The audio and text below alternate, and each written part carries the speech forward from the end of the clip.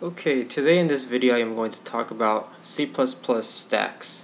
Now, in comparison to a queue is actually like a line. So the first item that is entered into a queue is going to be the first one to leave the queue.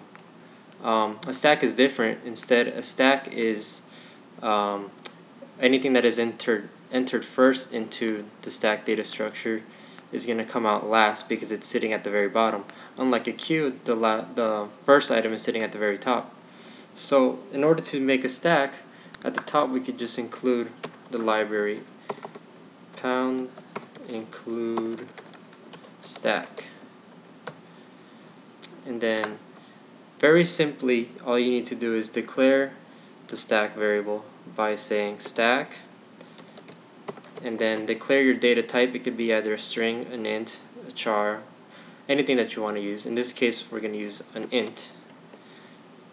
Then you can name the stack, so we'll just call it some stack. Okay, now you've declared your stack variable of the data type int. Okay, now we're going to add some values into the stack.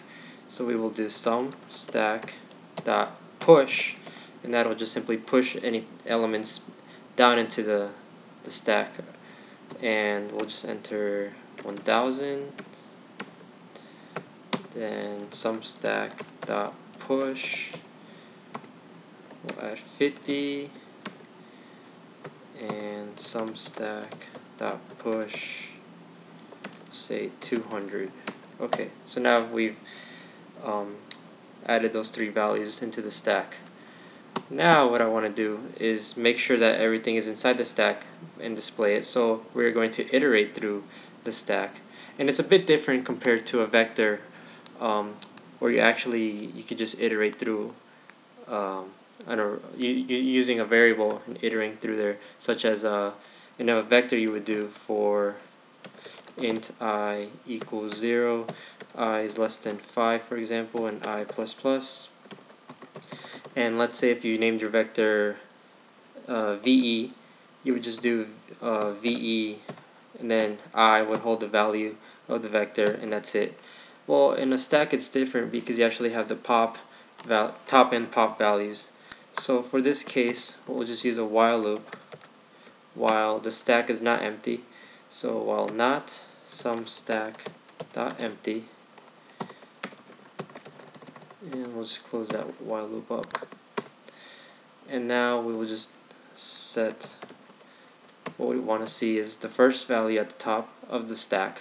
So we'll just say stack some stack dot top, and that'll show you the first item that's in the stack. And then once you do that, it'll just pop it out of the stack, so that way it'll delete everything that's inside the stack. That'll just pop it out by doing some stack dot pop. Okay, and we'll just do it end line,